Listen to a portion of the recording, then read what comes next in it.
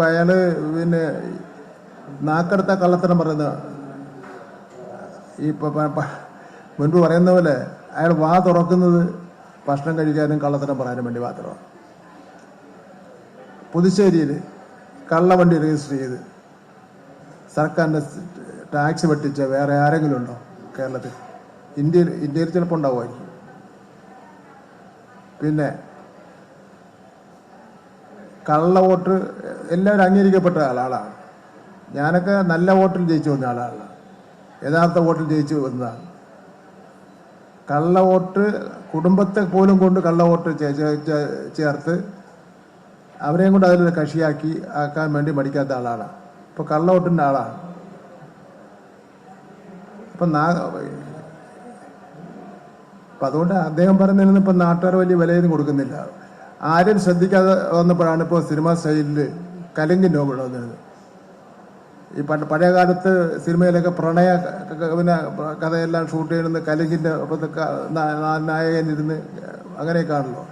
അപ്പോൾ സിനിമാ ശൈലിയിൽ ഇപ്പോൾ കലിംഗിൻ്റെ അടുത്ത് കലിംഗിസമാണ് പുതിയ പിന്നെ സിദ്ധാന്തം സുരേഷ് ഗോപിയുടെ.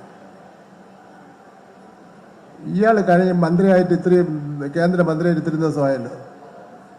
ഈ നാട്ടിന് വേണ്ടി എന്തോന്ന് ചെയ്ത്?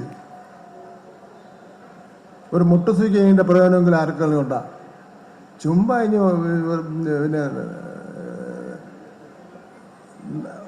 വായിത്തോന്നിനെല്ലാം അങ്ങ് വിളിച്ചോറിഞ്ഞുകൊണ്ടൊക്കെ പാവങ്ങൾ അപേക്ഷ കൊണ്ടിരുന്ന അടിച്ചോടിക്കുക. അയാൾക്ക് നാട്ടുകാരുടെ പാവങ്ങളുടെയും പിന്നെ പാവപ്പെട്ടവരുടെയും സാധാരണക്കാരൻ്റെയും പട്ടികജാതിക്കാരൻ്റെയും അവരുടെ ഒന്നും പ്രശ്നങ്ങൾ കേൾക്കാനുള്ള സമയവുമില്ല. അയാൾ കേൾക്കുകയില്ല. നിവേദനം വാങ്ങിയിട്ട് പാവപ്പെട്ട ഒരാളെ കൊണ്ടുവന്നതെന്ന് പറഞ്ഞ ശേഷം രണ്ടാമത് കൈ കരച്ചിൽ വിട്ട് തുറച്ചവനാണ്.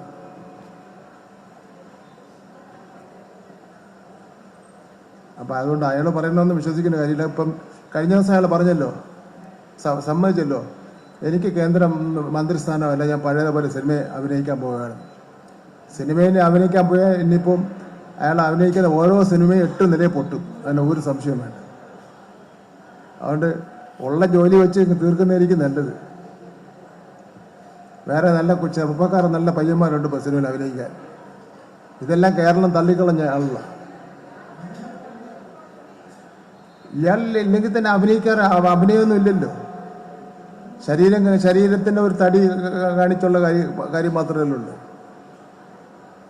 മമ്മൂട്ടി അഭിനയിക്കുന്ന പോലെ, മോഹൻലാൽ അഭിനയിക്കുന്ന പോലെയോ പിന്നെ അങ്ങനെ ഒക്കെ അഭിനയിക്കുന്നതല്ലല്ലോ. അയാൾക്കൊരു ദേശീയാടിസ്ഥാനത്തിലുള്ള സമ്മാനം കിട്ടിയിട്ടുണ്ട്, അവാർഡ് കിട്ടിയിട്ടുണ്ട്. അതെങ്ങനെ കിട്ടിയെന്ന് ഞാൻ പറയുന്നില്ല.